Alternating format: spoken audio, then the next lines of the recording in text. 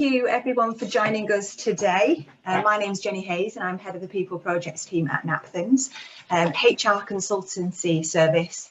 And my team, day in, day out, are attracting, retaining, engaging, developing and exiting staff, making our clients more productive and more profitable as a consequence. Today, I'm joined by a panel of experts, and I'm going to use that phrase because I truly believe we've got an excellent panel today to discuss effective sickness management in the wake of the pandemic, with particular reference to long COVID. This session's going to be about an hour and 15 long, and the format is going to be largely discussion based with an opportunity for questions and answers as well. So if you do have any burning questions, please pop them into the Q&A function and we'll be able to answer those at the appropriate time or at the end of the session. So without further ado, it's an opportunity now for me to welcome the panel and introduce them. So we're joined by Sam House and Tom Wilcox of PhysioFusion. PhysioFusion are an award-winning health and wellbeing organisation that deliver holistic solutions to businesses and employees across the Northwest. Sam and Tom will be providing insight around the symptoms of COVID-19, particularly reference to long COVID, which hasn't really been touched on as much as obviously the native COVID that we're experiencing. The impact of the workforce that causes and your business, obviously, as a byproduct. They'll also be discussing the first of a kind solution that they have provided to businesses, the post-COVID rehab service. It's a newly launched service, so you're hearing it here first, and it's specifically designed to assist employees that are experiencing symptoms of long COVID. I'm also joined by Dr. Saeed Ahmed of ZOSH Occupational Health. Thank you very much for joining us. ZOSH is an occupational health specialist that provides effective occupational health solutions at an affordable price, with clinics based up and down the UK, various different locations. They really can cater to all the needs of the employer, providing occupational health support, fit to work assessments, pre-employment checks, specialist occupational health support as well, along with being information providers to public, private sectors, local authorities, universities. If there's something in relation to occupational health that you need to know, Dr. Ahmed has a wealth of experience along with his team of medical practitioners. So as a panel today, we're going to be discussing some of the impacts in relation to effective sickness management. And when we consider that, we need a health and safety, an HR and employment law angle as well. So last but not least, I'll introduce one of my favourite colleagues, Roxanne Buckley. She joins me as an associate solicitor in the employment and HR team at Napthins. A wealth of experience in the employment law arena, but also working on tribunal matters and working within the immigration team as well. So she'll be looking at some of the practicalities of applying employment law and HR practice when we think about managing situations that result in absence for our employees. So we are looking particularly with the reference of long COVID, but also we're going to be thinking about how we can support the ill health of our workforce and ultimately proactively promote wellbeing across the workplace. Anyone who has ever listened to any webinars or sessions that I've ever run before I've been involved in knows that wellbeing is a huge topic, and it's something that's very, very close to my heart and something that I actively promote wherever I go. So I will be banging that drum again. We'll draw on the expertise and experience of Dr. Ahmed with particular reference to occupational health support and understanding when is the appropriate time to involve occupational health and how we can use it proactively as well as reactionary to an absence. And in addition, we're going to be thinking about the procedure, what we should be following, and answering some providing some practical tips and solutions in relation to what to do when an employee presents that issue to you as a manager. What should you do? So first of all then, and kicking it off, I think we need to welcome Dr. Ahmed to speak for a few moments and to provide his insight on this very interesting topic. So Dr. Ahmed, over to you. Thank you very much, Jenny. No problem. Am I able to share the screen? Yes, you should be able to as a host.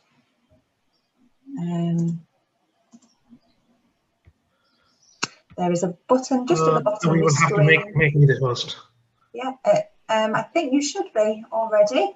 Down the bottom of your screen, if you just hover down towards the bottom. Yeah. All right. Okay. So Yeah, here and we you are. just need to select the screen that you've mentioned. Right. Are we able to see? Jenny, can you help? Yes, I can. We've just got a bit of feedback though. Yeah. So are we able to see? Are you able to see that? Sorry. There is some Everything's problem. good, yeah. Okay. No, okay. Right. Okay. So thank you very much, Jenny. Today, this talk is about long COVID, how it affects the workforce. I've tried to keep it very simple, tailored. There are simple questions that people have, and we will try to answer those. Okay. So if I could. Right. So this is a little bit of myself, that what my involvement is in Northwest. Apart from leading the Zosh Occupational Health Limited, I've got additional contributions. I'm working as an occupational health advisor, as an occupational health physician for NHS corporate education. I've got health and safety executive appointment doctor for lead medicals, asbestos medicals, diving medicals. New appointment is ionization medications, ionizing radiations, Office of Rail and Road, HABS assessment, pension. So basically A to Z, if from hiring an employee to ill health retirement, whatever comes, we cover it all. And this is my slide. Important areas that we're going to cover today. So important areas, I think there is a glitch. So important areas today is what is long COVID, how it affects people, how can we manage them, how can we support them, what is the role of occupational health, and how managers can certainly help the workforce. This is what we are going to cover during this. I don't have to introduce. Oh, sorry. So we all know about that. The long COVID is basically the acute phase when someone contracted the infection, was acutely unwell. If they were severe, they were admitted to the hospital. The area that we are targeting is the long COVID when they discharge from the hospital, or when after a certain period of time they continue to struggle with the symptoms. And periods. Oh, this is this. Right. So this is the time scales. The short COVID or the acute infection, if it is contained, if the people are recovered within 3 weeks, that's the ideal scenario. If it lingers on more than that, more than 3 weeks, then we call it long COVID, and can be post-acute COVID or chronic COVID. There are certain people who are at risk. Oh, I think my recording from last night is at the background. I'm so sorry about that. So we can identify people who are likely to have long COVID, or who are likely to have severe complications. There is a criteria that we go with. It's called COVID age. In general, women are more likely to develop a long COVID or serious COVID-related complications. People who are in elderly age group are more likely to develop that. People who have got more comorbidities. For example, a person at 20 years of age with mild asthma is less likely to develop long COVID or serious complications in comparison to people who have got diabetes, rheumatoid arthritis, inflammatory bowel disease, and they are in 50s or 60s. This comparison from one of the articles shows that 20% of generally healthy people develop long COVID in comparison to 57% with more comorbidities. After that, people who have had a severe acute episode, they are more likely to develop long COVID. There's one article which suggests that people who develop 5 different symptoms are more likely to develop serious or long COVID. They have highlighted fatigue, headache, dyspnea, hoarseness of voice, and myalgia, which myalgia means general aches and pains. Now, how does long COVID affect? Sorry. Right. So how it affects people? There are different symptoms. It's a group of symptoms which is mentioned, it's an umbrella of symptoms, but mainly a shortness of breath and extreme tiredness. That's what majority of the people have reported. Joint pains and chest pain comes after that. This is extracted from British Lung Foundation. The link is there, and further, if you want to inquire more, or you can go ahead and read that. Yeah, this is a. So long COVID. This is when people enters the long COVID phase after 4 weeks, after 12 weeks, then there can be one prominent symptom which suggests that okay, this is general long COVID with myalgia, fatigue, joint pains, or it could be neuropsychiatric. It means brain fog, cognitive dysfunctions, or psychological symptoms, depression, anxiety. There is a cardiovascular in which people developed inflammation of the heart, coverings of the heart, as well as inflammation of the blood channels. This is a dangerous one because this leads to strokes and heart attacks. On the other hand, people who have had a respiratory or a pulmonary COVID, they predominantly get chest pains, shortness of breath, mainly on exertion. So this is the one that many people face because the COVID, a serious infection, can damage the lungs. And then there are others as well.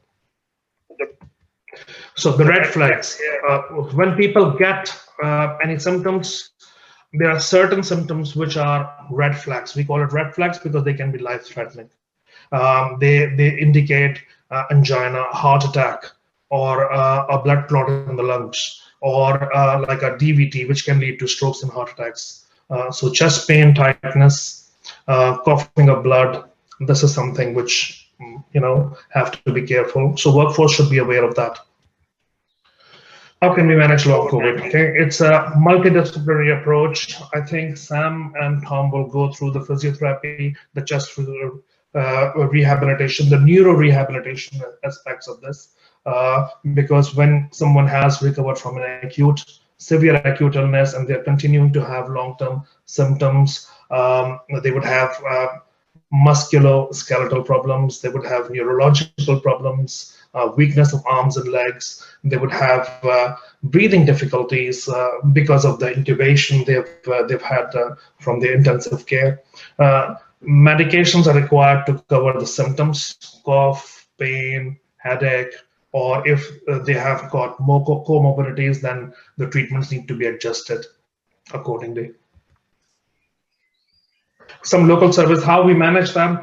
Different communities, different local areas have developed different clinics, different resources. I was able to see in one of the articles that very early on last year they developed one in Leeds. There was similar service in London and other areas as well. But the main thing is your COVID recovery. NH has launched this. NH has launched this service. Sorry. And you require a referral for this service, and it is a good resource. You register yourself, and you learn more about how a person struggles. If an employee has got these symptoms, what can they do to improve their function? How can they help every day themselves? What resources are available to them? If they're struggling, whom they should contact? Everything is available into this resource.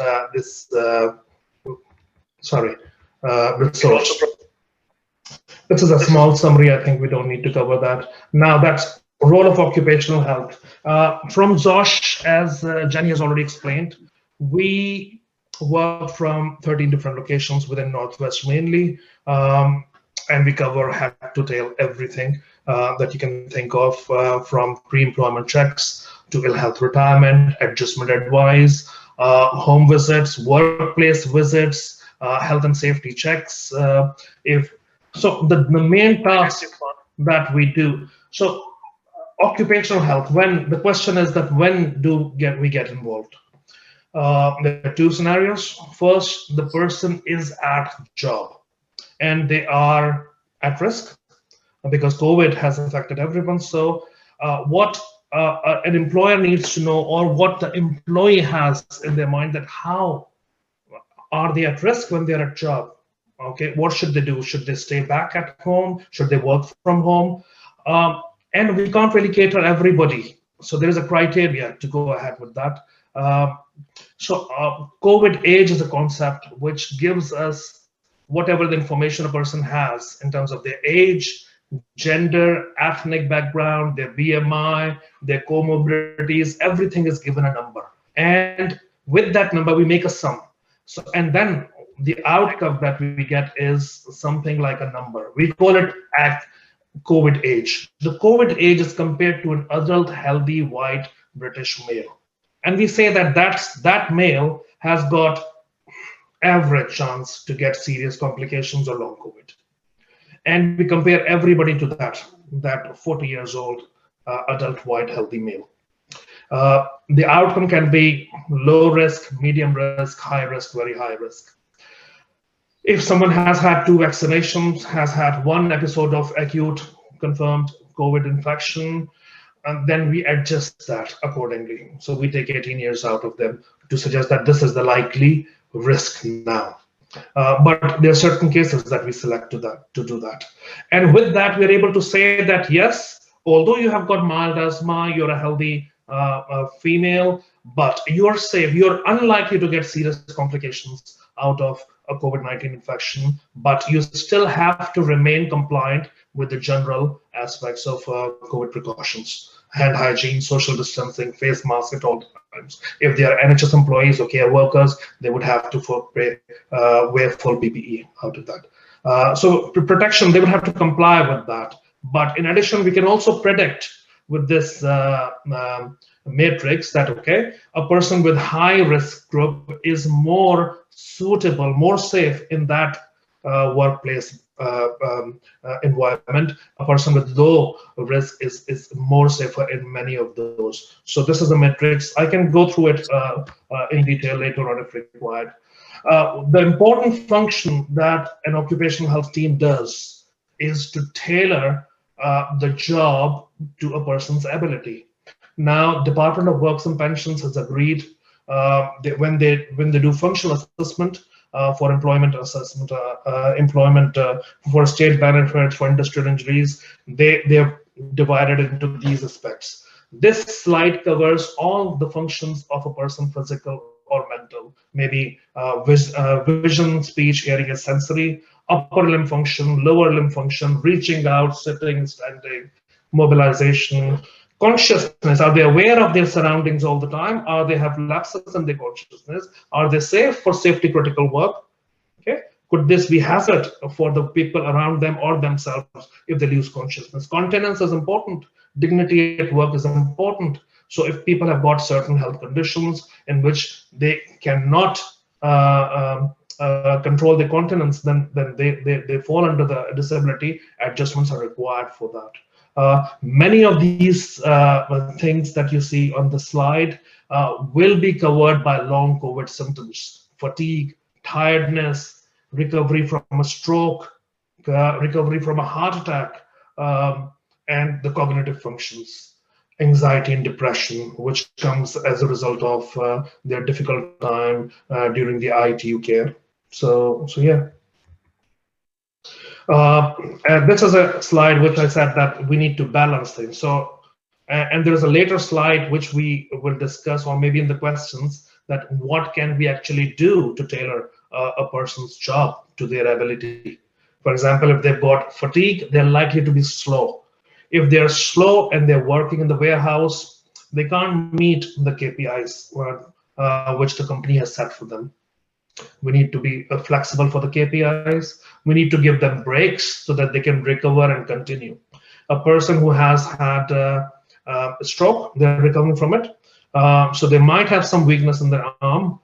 They might have got some weakness in their leg, but they're still able to do certain things. So they might not be suitable for the warehouse work or a safety critical work. They might not be climbing stairs, but they can work in an office. So exploring redeployment options. This is what we can advise, we can suggest that, okay, this person has got these conditions, they have got these symptoms, they are likely to have difficulties with prolonged standing, sitting, mobility, and they're more suitable for these roles. They are less suitable, they're less likely to cope with this.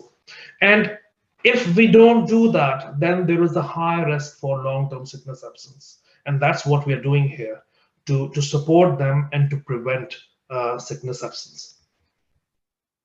So this is what I was already speaking. And obviously, when nothing can be done, then we need to basically accept that, yes, they need more time to stay off work before we can expect a return to work. And when we do plan a return to work rehabilitation, it means phased return according to, and that can be tailored according to a person's role. So this is the guidance for managers and employers to support people with long COVID. Main symptoms, as I already mentioned, fatigue, shortness of breath, chest pain, and cognitive impairment. So generally, this work is good for them, but they should have a baseline level of function where we can say that this statement is applicable. And in most cases, it is applicable. So work is good for them. It gives them a routine. It gives them motivation. It challenges them to do effort to recover with time. So yeah, this I will provide the details of the FOM guidance for managers and employers later on. The practical tips, the take-home messages here. Some people who have long COVID can continue to have symptoms longer than 4 weeks, even after the acute recovery is done. Diagnosis of long COVID is not dependent on having a positive test or COVID-19 test. The guidelines have changed over a period of 18 months significantly. Initially, people may have had COVID-19, but they were advised to stay at home, self-isolate, lock themselves in the room, and they were not offered tests. They might have had COVID-19, but we don't know. On the other hand, there might be some people who have COVID-19, but the test was false, negative. Nothing is 100%. But the criteria is if the symptoms are unable to be explained by anything else, then we consider long COVID syndrome. The Nhs support is available, local support is available. So yeah. Okay, managers, employers. This is an important slide as well. If you guys want to take time to read it, or we can discuss it later on. And whatever the questions is, we can go through that for managers and employers. It basically highlights the importance of staying in contact with the employee who is off work, and be empathetic and engage them, make them feel valued, that they're required at work, and then the organization is basically relies on their service. So yeah, as soon as they get better, we would be happy to have them back on board. And then when they do decide on a return to work date, which is important, then we can certainly arrange a phased return tailored to their requirements. Not everybody needs a 2-week or a 4-week standard template, but people are working part-time, 30 hours a week, 20 hours a week. They don't need a 4-week or a 2-week phased return. We can tailor it accordingly. People, on the other hand, who have been off work for 18 months, 1 year, they would require more than that. So yeah, so I think I can help you. I think any occupational health provider can help you, with that. The other thing is adjustments. As we already explained, adjustments can be so many things. There's a later slide that we will go through. Yeah, this is the better slide. As you can see, later start, if someone has got morning stiffness, or because they've got inflammatory problems, they struggle to start their work in the morning, then yes, I suggest that flexibility with the start and finish time can be should be considered. If they're likely to have tiredness and fatigue, we have already covered that. If they're likely to have cognitive difficulties, then short break.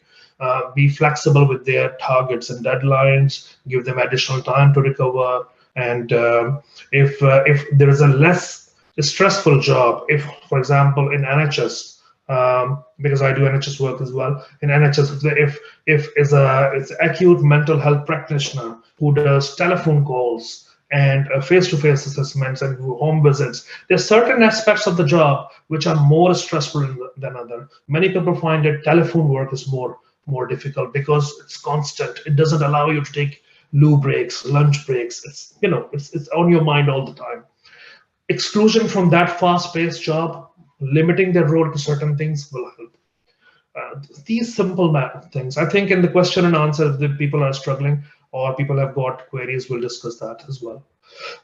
Some references here, they are mostly extracted from the Faculty of Occupational Health websites, and then in the end, that's it. I think we'll take the questions also at the end here. Yeah, thank you very much, Dr. Ahmed, no for that worries. insight. Yeah, that's brilliant. You wouldn't mind stop sharing your screen now? Yeah, I'm trying to. Perfect. Sorry, yeah, no, that's okay. great. You're back in the room. That's absolutely fabulous. And some really great insight there in relation to what actually long COVID is, because I think, that's one of the initial questions that perhaps that we've received in, that, we don't actually know what long COVID is. We've heard about it. We've heard maybe some emails. So to provide that insight is great. I am conscious there was a lot of information there you shared on those slides. Is it possible for you to share the slides after the event? Absolutely. That's great. Absolutely. That's great. That's brilliant, because I think some of that information certainly will really help employees to understand, first of all, what long COVID is, and then some of the suggestions you had in relation to specific reasonable adjustments, which was one of the questions that I was going to ask. I also think it's interesting that you brought up the fact that it's 3 weeks plus, because I think as a time scale, nobody really knew when the onset of long COVID was. Absolutely. And therefore, just my initial question on this then, at what point do we need to be considering long COVID as a disability?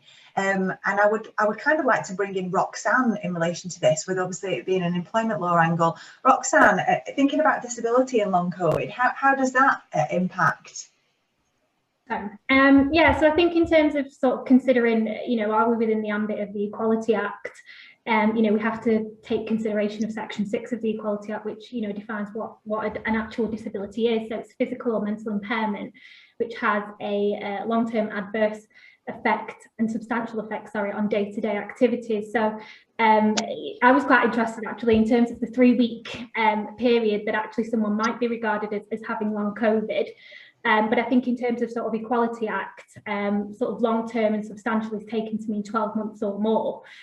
So we're probably far off in terms of that, although I do know, there's instances that we hear of in the media, where people unfortunately are still suffering the effects of COVID from last year, and it's likely that, they would meet that definition under the Equality Act itself. But I think if you do have absences which are going on, obviously we'll touch on this later on, but if we do have absences which are ongoing for 3 weeks or more, obviously we need to be managing those absences in accordance with the policies that we have, and obviously seeking assistance from occupational health as to any adjustments that we can put in place to try and facilitate that return to work.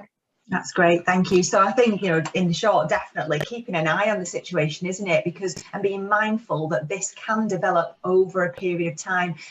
One of the slides that you mentioned, Dr. Ahmed, was that it's ever evolving. It's a new illness, and therefore it could be that, it will last for a period of time. It could be an inordinate amount of time. At the minute, we're still very much finding out, aren't we? So keep close to those individuals that are suffering from that. I think now, in light of the fact that it's a holistic approach and a variety of different services to get involved, I think it would be a really great opportunity for us to hear from Sam. Sam, what was your take on what Dr. Ahmed was saying, and specifically talk to us about what physiofusion and physiotherapy can assist employees and employers with in relation to long COVID? Okay, so I'll try not to double up too much of what Dr. Ahmed said, because he's got some fabulous and thorough information in there. Just to pick up on the 3-week diagnosis and 12-week diagnosis, what I'll do, everything I say, I'll try and make experience driven. So what we're seeing coming through the door is what people are telling us, what employers are telling us, and our patients are telling us. So I totally agree that if you think that long COVID is diagnosed at 12 weeks, that is a very significant period of time for both employer and employee. And it's just not practical. It's not practical for a number of different reasons. If there might be somebody in this presentation who's suffering from long COVID, and you can imagine if you're suffering from long COVID and its horrible effects, waiting 12 weeks for someone to assist you, I'm telling you now, does not feel good. So having a shorter ability to diagnose and facilitate action, because ultimately what you want is an employee who can be productive at work, who is healthy at work, who work is not worsening their condition for whatever reason, who feels supported. And to assist that person at an earlier frame of time is significantly more effective than waiting. And it doesn't help anyone, doesn't help the business, and it certainly doesn't help the employee. So from a practical point of view, the people that we generally tend to see, if you can imagine, there's roughly two types of long COVID. There's the type of long COVID that's started acute, they've no doubt got hospitalised. They don't necessarily have to be on a ventilator, but they tend to be of the older multi-comorbidity age category. Now, those aren't generally the type of people that we see, and we don't tend to see them because they're generally not working age. So it's less occupational driven. We tend to see the secondary category, which is the category of person who probably has had much milder symptoms, they tend to be younger. So they're between the ages of your mid-20s through to about 50. The angle that we're coming from here is that their immune system just hasn't cleared out COVID symptomology. So they're going into flares and remissions. Now that's incredibly difficult for an employer to get their head around because it actually sometimes you make changes along the way, very, very frequently. So that's predominantly our average age for seeing people with long COVID is 39. It's a much, much younger age, and there seems to be a really growing age group. I think the last statistic that I saw for officially diagnosed post-COVID was 400,000, and they think it's going to reach something like 2 million. And if you think a lot of those people are going to be in this type 2 category of working age, so this isn't something that you can sit on. It's going to get bigger and bigger. It's going to be a tsunami. So I also agree that 50% of people, give or take, they haven't had a positive COVID PCR test either that are coming through. So they may well have been, as Dr. Ahmed said, not diagnosed early doors because the systems weren't in place, or it may well be, if you think about it again, that they've got milder symptoms. They may well have just not gone through the process. They may well have done a lateral flow test. They might be at home. They might not have had the official test, but still swing into long COVID. And symptomology-wise, what's coming through the door? All those facets that Dr. Ahmed mentioned, but the fatigue is a whopper. Almost everyone coming through the door has the fatigue effects, and almost everybody has the lung effects, the shortness of breath, and quite commonly that's cited as shortness of breath on exercise. Shortness of breath walking to the toilet is often more the case. So we're having people seriously struggling with active daily living effects. And again, just from a practical point of view, those tend to be people who've maybe had some form of lung damage through the process of having COVID. But I would say 95% of the people that we've seen also have what are called breathing dysfunctions. So it's a change in the pattern of their breathing. And one common question we get from employers is, well, how can we spot that? How can we know if someone's experiencing that? The honest answer is you can't as a layman. It's to do with how you breathe. You have to assess it, but you can also assess things like lung volume. So there are certain pieces of equipment that assess lung volume and so on. So I'll go into the process of what can be done in a moment. But brain fog is a biggie as well, and what I call post-viral effects. So the effects that you get when you run down from something. So you can get secondary effects, so the fatigue that comes with that, flares and remissions, and secondary illnesses. We're getting quite a few people coming through who've had, for instance, shingles. off the back of it. So then they're getting other things that might lie dormant in their body. And as physios, we're getting people coming through with back pains, nerve pains, sciaticas, that patient's coming through to see us with something they think is a bog standard physio issue. It turns out it's linked to the back of post-COVID. And that's because of the nervous system effects that COVID can have. It does create nervous system problems. So the issue with long COVID is it's incredibly complicated. It varies massively patient to patient. There are some things that are very common. And what I would say is just like Dr. Ahmed said earlier on, assessing someone is key. But from a physio point of view, we believe in quality of life. Now, quality of life basically means taking someone and making them better. And one thing I have to say to everybody is being at work makes you better. You function better, you have normality, you have that psychological feel-good factor of being at work and being productive. So it's incredibly important that if we can encourage people to be at work, that we do encourage people to be at work, but be their best self while they're there. And that can honestly take an awful lot of education. It can take an awful lot of treatment to assist them to be there. And communication between, you know, employee and employer, between therapist or doctor and employer. It's incredibly important, this communication. And in most cases where there's an issue with somebody being at work, it's usually down to a poor communication rather than anything else, ironically. Or you know, simple things like just a lack of confidence in that person being at work, and not being taught how to manage their flares. So I'll go just briefly into what an assessment looks like in our service. So we set up our long COVID service because essentially at the time there was nothing else out there. So the long COVID recovery site that Dr. Ahmed pointed you to, that was just about coming online at that point in time. But the regional centres that you probably hear about on the TV are difficult to get people to. And we set up our service off the basis of the fact that we couldn't get our patients into those NHS services. We just couldn't access them easily. So we set a service based around three primary areas. Firstly, assessing someone to quantify their symptoms, literally quantify their lung function, heart rate, exercise capabilities, weaknesses, and so on. It's like the biggest car MOT you can imagine. Secondly, we then screen for people who do need medical intervention. They may need to see a doctor or a hospital for further testing, for further treatment, or, as Dr. Ahmed pointed out, red flags. Really, really important, because a red flag by its nature sits there in the background. Someone doesn't know it's there, and when it gets you bad. So it's really important that you have a very thorough screening process to know when someone shouldn't be in your room, but should be in hospital services in some shape or form. So if we pick up on that as part of our screening, we automatically refer someone into the NHS system or a private system if they have that available. And then thirdly, we screen for mental health. Absolutely vital. We measure it, we quantify it.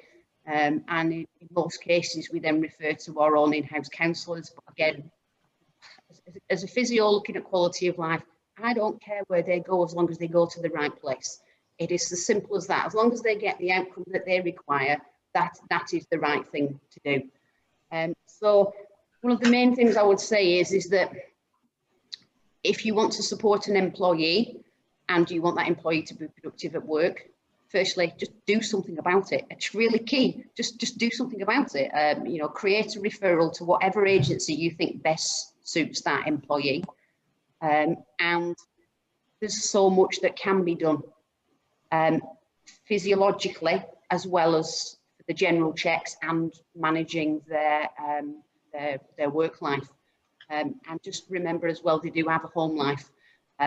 It's really, really important not to assume that the person in front of you doesn't have other pressures. So, you know, they may well be carers for somebody else, and yet they need their own carers. So a well-rounded approach to an employee with long COVID, because again, if you've had flu and you've not had COVID or long COVID, just imagine how rubbish you felt. you do need support, because long COVID doesn't seem to clear up particularly quickly, but it can be improved. Great.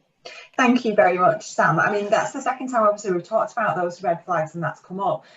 Sam, in your opinion then, whose responsibility is it to actually educate employees about these red flags then? Is it the employers? Should the employees know about them themselves? Is it a health practitioner? Who should be educating them so that they know where to go? I think it's got to be health education. I don't think you should be plonking that on an employer. It hardly seems fair when it's such a medical point. I do think if you work closely with an occupational health company, they will probably dab in on that, and it's a great tool to use to supply information to an employer. The difficulty is that these red flags are very hard to spot, but it's a great education tool. It's a bit like supplying first aid to your companies. It's a great thing to have around.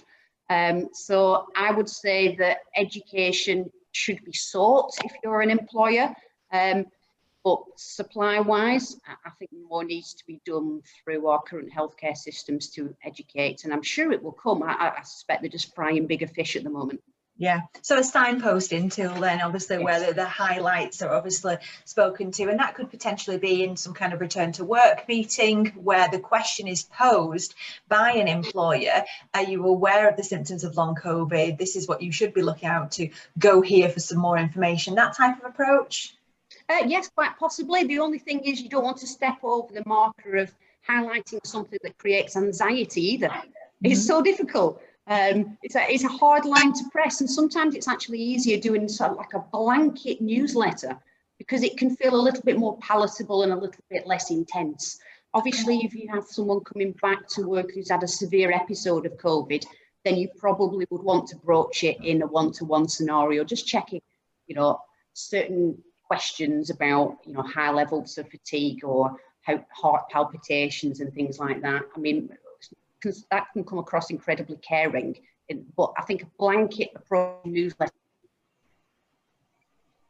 Okay, great. So something about an intranet or newsletter or whatnot, and yes, so hopefully banging the well-being drum. That's important. Yeah. Obviously, that we continue that communication in a proactive way. Dr. Ahmed, is something you wanted to add on to that? Yeah, Jenny, I wanted to highlight, Sam, that recovery is relative as well, and recovery is something that's very, very subjective. So, for example, in one of my recent assessments, a physiotherapist who is active, very active, and very athletic, and she's struggling to cope with the job, and she's basically, poor lady has decided to reduce down her hours in NHS. She's in a community rehab team as well. So the reason I'm bringing it up is basically she's athletic, and her routine has been that she rows for 2 hours, cycles for 2 hours, runs. She's preparing for a marathon for 2 hours. She feels she is still having effects of long COVID. Right. Because I'd be having effects of a heart attack after all that exercise. Yeah. So she doesn't want to, exactly. She doesn't want to lose on any of that. She says that she is able to do 80% of that, what she used to do, but she wants to drop down her working days. So yeah, this is her perception. That's what she wants, and she feels that she'll be feeling supported if this is reached. Yeah. So that's once again. That's nice. Can I just jump in on that as well about that home life balance as well? Yes, Sam. Yeah. Can I just jump in briefly? I totally agree with that type of person. We have a high percentage of that type of person that we see. You might call them the type A personality, the doers, and they're not very good at pacing. They're not good at pacing. They're not good at listening to their bodies, and they very quickly put themselves into, again, a remission state. So a lot of what we do with that type of patient involves a two-pronged attack, do lots of physical interventions so they can see the proactivity, but also do a heck of a lot of education about the physiology of COVID so they understand that you cannot fight this, you work with it. If you do not fight it, you will lose. Brilliant. It's impossible to win. Yeah, true. True. Okay, that's great. Thank you very much for sharing that, guys. So let's just take it back a step, because obviously we've plunged straight into long COVID because that's obviously the main topic we're looking at. But let's think about it. How do we actually manage sickness? Roxanne, can you just talk us through, for the benefit of the audience, in your mind as an employment lawyer, what does a good sickness management procedure look like from start to finish, and that can encapsulate long COVID as well as just general absence? Yeah, no problem. So I think just sort of kicking off on this, obviously the world, we're living in a completely different time, pre-COVID, and, I'll hold my hands up, as of last year, I didn't even know the term furlough until all of this even kicked off. So, I can empathise with the difficulties and, the roller coaster ride that employers have been on in terms of sort of managing sickness absence as a result of COVID. But COVID related absences and sort of managing your sickness absence generally, that they're not too different. It's still, the key premise is going to be, what policies and procedures do we actually have in place, and are we actually following those policies and procedures consistently, so that we don't end up in a bit of a situation where we are defending an employment tribunal down the line, where I'm getting my BDIs on it and doing a merits assessment on whether we're going to win or lose at the end of it. I think in terms of a sickness absence policy, the key things that I sort of highlight that we need to be having in there is, what are our trigger points in terms of managing absences. So our employees need to understand, okay, if I have, X amount of absences within a particular period, is that going to leave me open to, potential action being taken by my employer? We need to be clear on that as well in the policy. And the policy will also go through the reporting procedures that are expected of our employees, and also the evidence which is required. So for the first 7 days of an absence, an employee can self-certify their absence. In the ambit of COVID coming in, and the evidence that we would usually ask for once an absence has gone over 7 days, usually we're at that point where we're asking an employee to provide a GP fit note to us to cover any ongoing absence. Now the government guidance in terms of COVID, if it is that we have an employee who has tested positive for COVID, or has been contacted by the NHS test and trace system, or someone in their household or someone in their support bubble has contracted and tested positive for COVID, they are also required to self-isolate. And it's this particular area which seems to be causing some problems for employers in terms of managing those level of absences. But if we are in that type of scenario, yes, the employee is required to self-isolate, and the SSP rules have been amended over the course of the pandemic to include that, a day one, that is an incapacitated day, and they would be eligible for SSP payment in those particular circumstances. So we should be reviewing our policies, possibly in light of COVID, and just seeing, are they adequate? Do they explain that position quite well? Now, it's difficult because the position changes quite a lot with the government. And I remember sort of, when the announcements are coming out, we might have advised the client on a Friday, and then Monday happens and Boris has just completely changed his position. And I'm like, right, I advised you that on Friday, just forget everything that I just said, because this is now the position. They were really great times, weren't they? Back 12 months best times of my life, yeah. Best times. Yeah, so I think it's employees, we just need to be, having an eye on what is the government guidance. As I said, it is liable to change at a minute's notice, so keeping your eye on that, making sure that we have robust sickness management procedures in place, which clearly outline, okay, what do we expect of our employees, what evidence do we require, also making reasonable adjustments, and outlining how it is that we would assess that, and having provision for any return to work interviews as well. And I can't stress this enough, because the worst thing is getting to a tribunal where you've got a very slim bundle where there's not any evidence as to what steps it is that we've done in terms of a particular employee, possibly before taking the decision to dismiss an employee.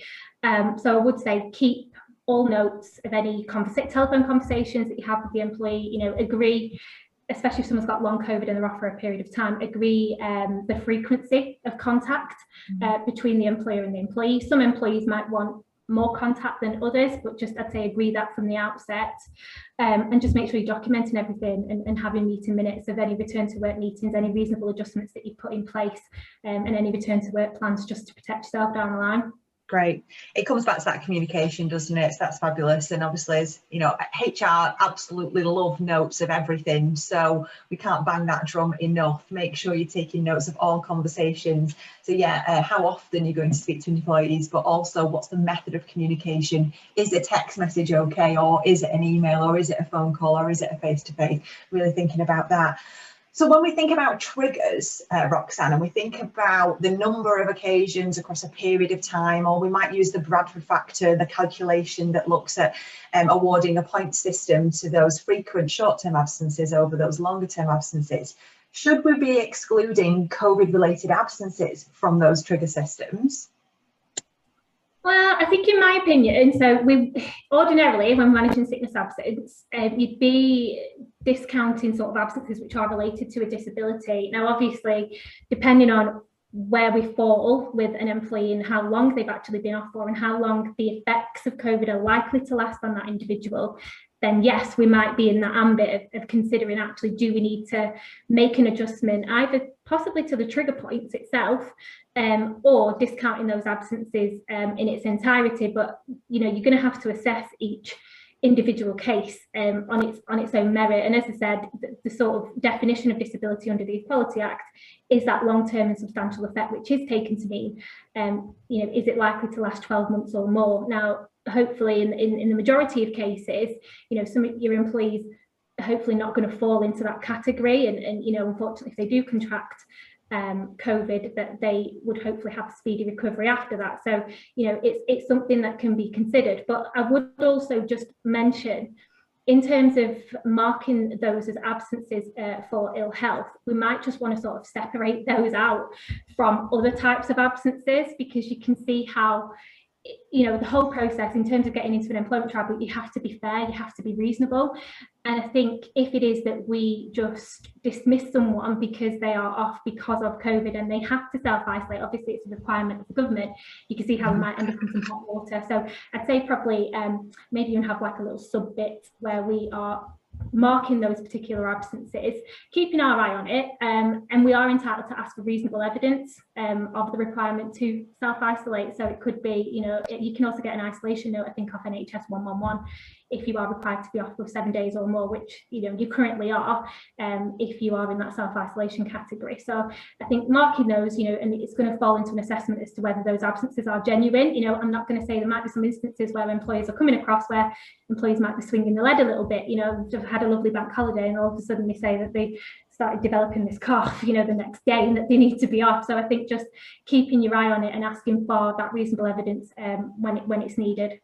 Brilliant. Yeah, I think you're absolutely right in that what we want to do as employers want to support the government guidance and obviously legislation when it comes to self-isolation, and obviously by us penalising employees for taking time off by obviously, you know, marking it down as an absence, you know, an unauthorised absence, as it were, and it really does go against that. So obviously I really like that idea of us moving those absences aside and not using it under that management process, but still keeping an eye on it to see if you can search for any anomalies or Fridayitis, or you know, Monday after payday, or after a successful England win. I wonder if we've got any sore heads today in the audience.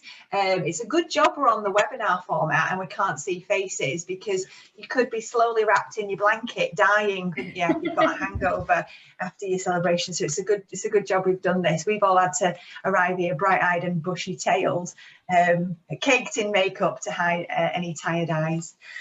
So let's think then, let's just pull it back then to think about the NHS support that is available and the recently published guidance that document your COVID recovery. There was a BBC article on it recently which referred to a fit note that can be obtained from a physiotherapist, a podiatrist, or an occupational health therapist instead, if a GP fit note isn't available. Now, for some employers out there, that might be a new concept, and it's got a very long name, so it's not as catchy as the fit note. It's called an Allied Health Professional Health and Work work report. So can you imagine an employee trying to remember that and going off to his local podiatrist and getting that? So I just want to invite now Dr. Ahmed. What is this document, and is it really a replacement for a fit note? When would we use it?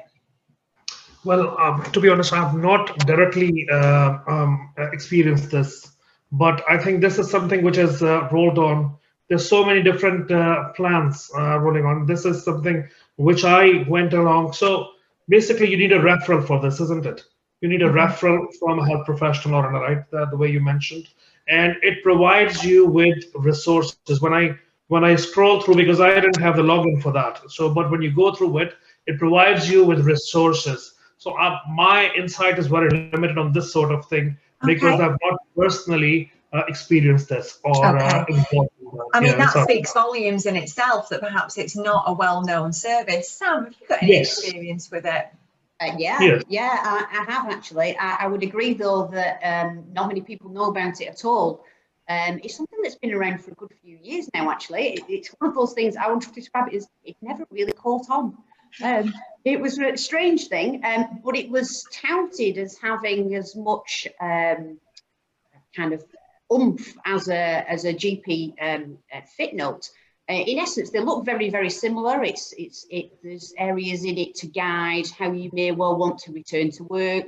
Things like advising lifting limits and things like that. So it's a very, very similar form. I have used it myself. Though we don't get many people asking for it, employers, when they refer to us, let's say for someone with a bad back, even though we mention that we have the ability to do this, they never ask for it. They tend to go via their occupational health or the GP for a fit note. I think it's just a perception of the gravitas of that. And so, yeah, it's very, very rarely used, but certainly something I've come across, and it provides a very similar function. Right. Okay.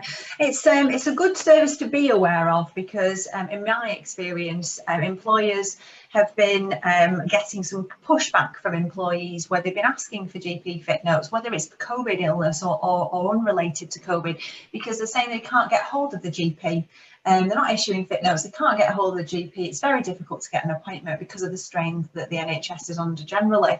So therefore, if obviously an employee is saying this and saying, "Oh, I can't get hold of a GP or a fit note or anything like that," then it's a nice alternative. But it is worth noting that an employer must agree, to accept this. Obviously, the actual method should be the GP fit note, but as an alternative, a last case scenario really, then we could go to the Allied Health Professional Health and Work Report document. More information can be found on that on the Your COVID Recovery website, specifically the guidance for returning to work, which is accessible through the NHS website if anyone wants to look at that in a little bit more detail. Thinking then about some of the common pitfalls that we can avoid.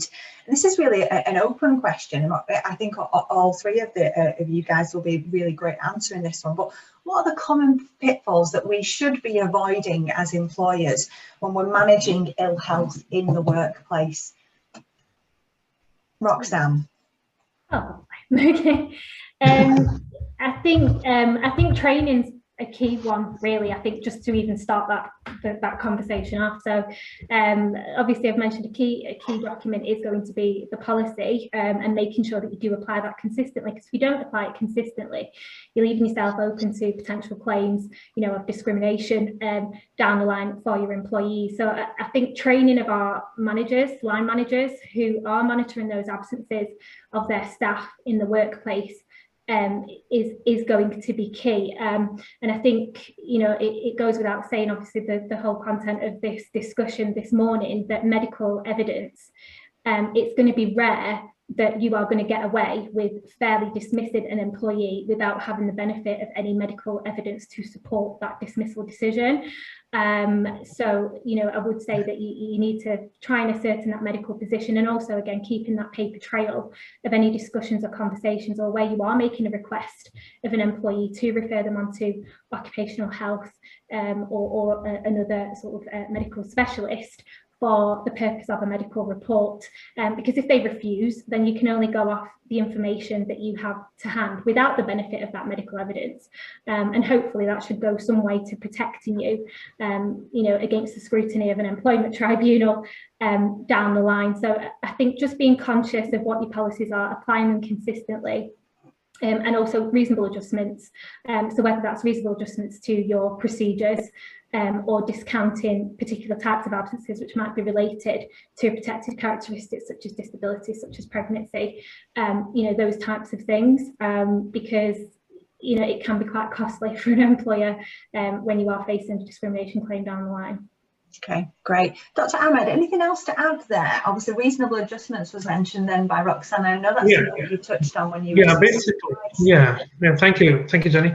Basically, what I have experienced with this in the last 1 year, different people have got different perceptions. Some people, they feel they are too ill, but if you ask them and if you explore what their typical day is, they're able to do many things what a normal person would be expected to do. This suggests that they would be able to engage in the job that they are employed for, but they feel unwell. And 3 months down the line, 6 months down the line, they're still struggling to come back to work. So it's something which is lingering on. So I think motivation or readiness for work is something which obviously, the managers, the employers, if they stay in touch, keep them in the loop, keep contacting them every 2 weeks, 3 weeks to say, okay, how you are doing, get an update, rather than leaving them for 3 months and then contacting them, okay, this is your appointment for occupational health, go ahead. So certain that person will attend with a different negative mindset that this appointment has been arranged to get rid of me from the job. So we deal with a lot of negativity there, particularly in these cases. And I can understand that absolutely, because when we think about traditionally using occupational health or specialist input, it's generally at the beginning of a capability procedure, a formal ill health capability procedure, and therefore it does have negative connotations. Sam, what's your opinion about how we can change that message, how we can get over that, how can we proactively involve medical specialists rather than using this reactionary way, which obviously does have those negative connotations? I'm going to bang that communication drum again, early and with a view to using that magic word help. So if you engage communication early, you create the engagement with your employee, you say, how can I help you?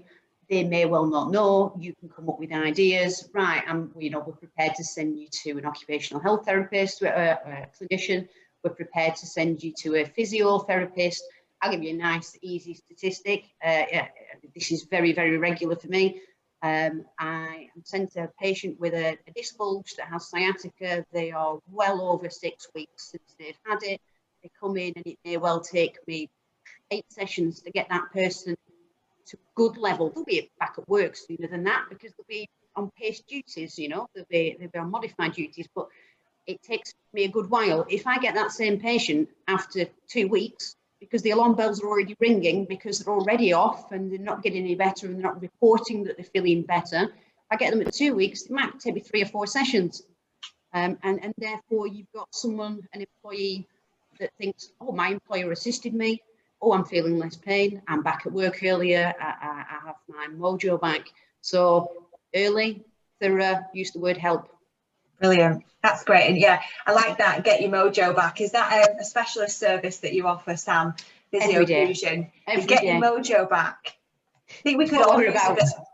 We could all use a bit of get your mojo back, couldn't we? After the last 18 months that we've had, definitely. I think that's a Dragon's Den moment right there. Somebody please invent that service.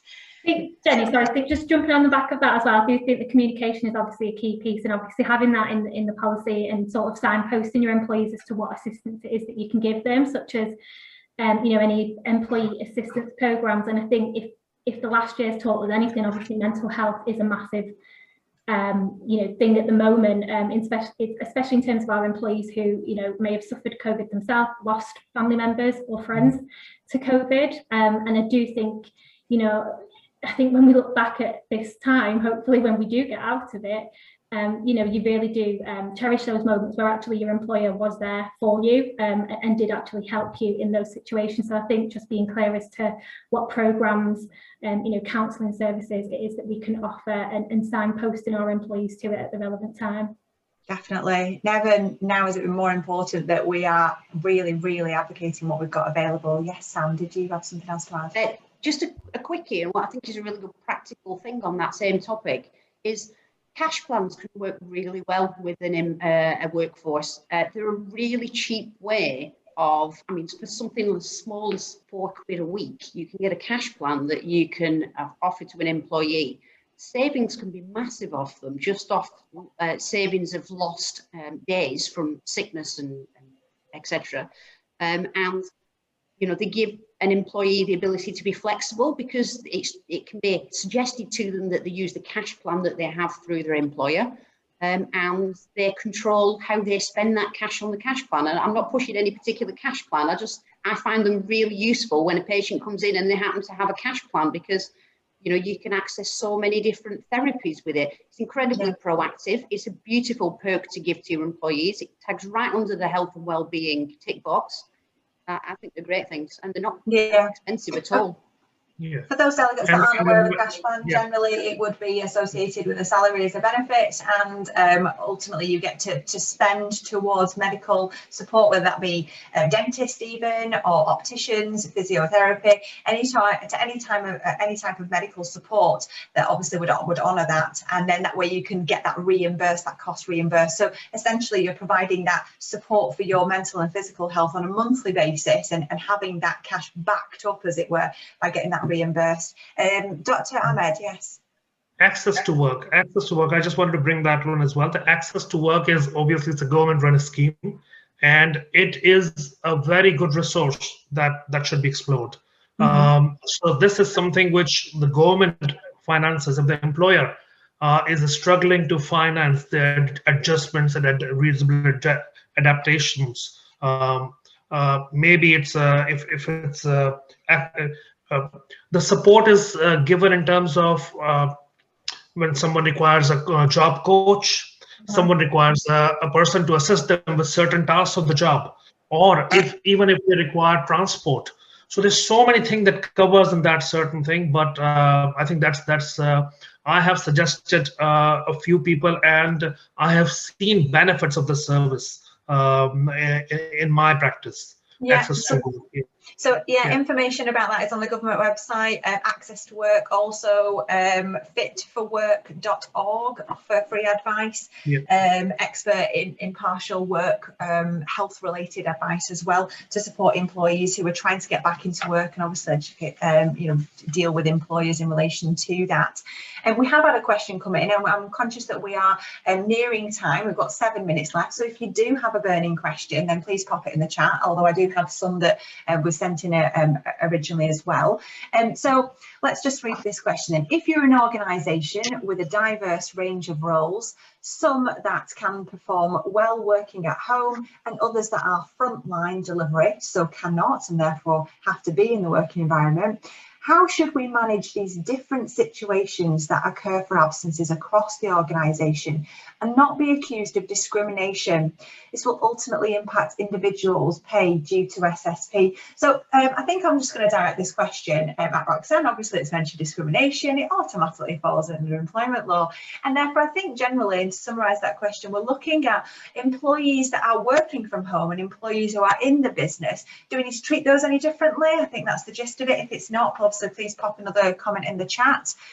Do we need to treat employees differently? I think the standard answer is no. Yeah. Thoughts from an employment lawyer, that'd be great.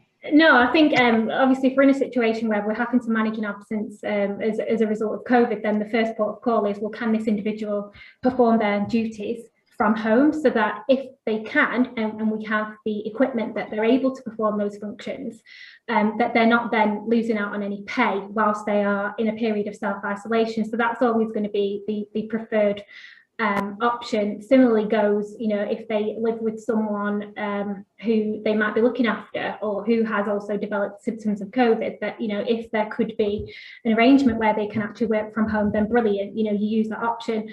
Obviously, there are certain professions which, you know, you're not going to be able to work from home due to the nature of the role that you actually undertake. So I think possibly looking at that stage, well, you know, can we do a temporary adjustment to duties to allow them to work from home? So it might not necessarily be the job that they normally do on a day-to-day, but are there other functions within the business that we could give them on a temporary basis to assist them with that? And I think that's the way that I would actually have a look at it, really. But yeah, in short, you don't really treat any employees differently. It's just having a look at what adjustments can be put in place to assist them.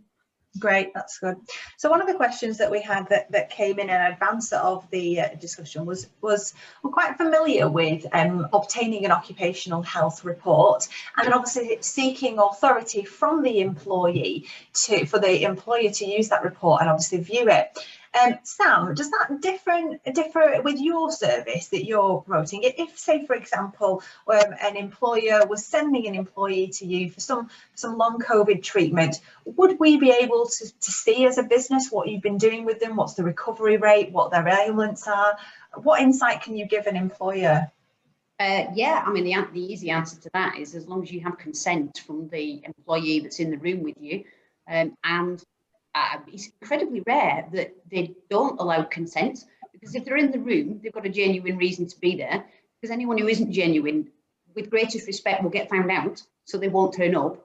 Yeah, that as long as you've got consent, you can produce a report, you can communicate with the employer, you can ask the employee if they want to see it first, but essentially it's always going to be very, you know, proactive, useful information. Of course, it then becomes a legal document to a large extent, because, you know, your professional title means that you're sharing information that you legally stand by. But yeah, it's part of standard communication for us. Weirdly, we don't get asked for as many as you'd think. You'd think an employer or an HR department would like more information so that they know where they stand. But often those they can be a telephone conversation, almost like an off the record as well. And there's quite a lot of information that could be shared off the record. That's probably not good legal advice, is it, Roxanne? Apologies if you need to correct me on that. No, okay. No, I think the other thing that I'd probably just be adding in terms of sort of consent, and just it probably fits in with the piece on training of our managers, just also making them aware of our sort of GDPR policies and things like that, because the information that we recover from any of these medical reports is likely to constitute sensitive personal data. So we just need to be aware of those obligations as well. Brilliant, that's great. Thank you for covering that off. Definitely, the world of GDPR, we thought we'd forgotten about it, and it still rears its head. We just can't get away from it, can we? Thinking about, and I can answer this question, we've had a question in thinking about what information should we be providing to occupational health and medical specialists when we're trying to get as much help as possible. In my experience as a HR professional, give the medical professional as much information about the employee as possible in advance of them meeting with them, whether that be on the telephone, whether that be face-to-face, or whether that actual end meeting being a video call.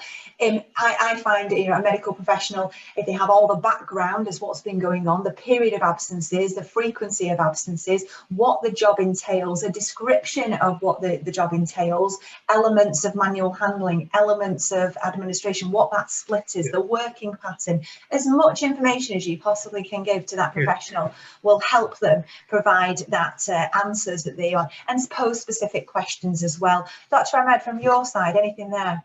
Yeah, so certainly that is a very important question, because that tailors what's required actually. So sometimes we get too much information, and on triaging them, we say this assessment will require double slot. So that really, so when too much comes in, then that leads to something else as well. So the main things that Jenny, I would say, is that the occupational health referral form is tailored according to that. So all the informations that is mainly required, as you said correctly, which is required, other than the personal details, what the role is, what is expected of this role, and there are ticks normally on the standard occupational form. We have got certain form that I feel I've tailored it because I feel this is the information that I need to make a judgment or to assess the employee. Mainly the details about the condition, what are the reasons, attendance problems, or long-term sickness absence, or specific health concerns, or presenteeism. That's one particular thing, and then what details about the job. That's what is required basically. If they've got any specific questions, rather than leaving it on us to answer them, just spell them out. That's what it is. Simple. That's great. That's great. And we are coming close to time. Sam, was that a quick one that you wanted to add on? Very brief. Just again, from my point of view, we often don't get referrals from an employer. If they just want someone treated, they get treated and they get better and they get back to work. The ones that we tend to get referrals from is more to do with absence management, and they want very different stuff, very different information back. Okay, that's great. One last question has just come through. Roxanne, I think this was perhaps in addition to the previous question that we've been asked. What if a temporary adjustment is not possible? What if a temporary adjustment is not possible? We could be challenged why someone will get, excuse me, SSP and be deemed as sick with this absence recorded, and others can get full pay and work from home and not have the absence recorded on their HR file. I think this is the issue with visibility really now, isn't it? That, you know, do we really know if an employee is sick or not when working from home, SSP or not? Would you agree? Yeah, so I think in terms of if there's no temporary adjustment possible, then, you know, we do still have sort of the furlough scheme, which is open until the 30th of September at the moment. You know, that could be utilised, but ultimately that's dictated by the role and the duties itself. I'm just sort of trying to think from maybe a discrimination angle, if there was any criticism down the line, if we can evidence that actually we have considered all reasonable adjustments that we can make, and unfortunately there isn't a role that the person could actually perform from home. So, you know, it's whether we you know, utilise the furlough scheme in those circumstances, or, you know, if the workplace is not safe for them, are we in the ambit where we're having to consider possible medical suspension? But if we are considering medical suspension, then that would be on full pay. But again, we'd have to assess it on each individual merit. No two cases are exactly the same. So what I would say, if you are in a position where you are wondering what it is that you should do with a particular employee, just pick up the phone to one of us and we can give you some further advice. Definitely, and it sounds like obviously that is a bit of a burning question there. So if obviously you do want some additional advice on that, Roxanne's email address is roxanne.buckley@napthins.co.uk, and she'll be happy to deal with that one for you, whether you're a client or otherwise. And finally, the last one, so we can make sure that we can wrap up. And I am conscious of time, so if anyone does have to bob off, I appreciate that. But obviously, if you do want any additional advice, you know, feel free to hang around, and obviously I'll provide some contact details. Would you be able to provide notes or signpost the different organisations, links that employers can signpost and advertise to the workforce? I think that's it. Asking for some resource. Yes, absolutely. Dr. Ahmed has already kindly said that he would share some slides, and any other bits and pieces that we need to follow up with. Marketing at Napthins will be sending out a follow-up email later on today, tomorrow at the latest, with the recording for those individuals, and also any follow-up, including contact details as well for Physiofusion, Dr. Ahmed, Roxanne and myself. So that does bring us to the end of our webinar. I just want to say thanks so much, guys, for chatting through what is a really, really detailed topic, and we could have kept going. I absolutely know. I've still got some questions here, but I'm conscious of time and we do have to wrap it up. Is there any parting words that you would like to say other than thank you before we wrap things up and say goodbye? Okay, thank you. Thanks everyone for joining us today, and I hope to see you again at the next webinar. In the next 2 weeks, I'll be joined by Dave Scholes from Mindsight, where we'll be discussing what not to waste your money on in relation to wellbeing support. So that's going to be an interesting one. Thank you very much, guys, and speak to you all soon. Thank you. Bye.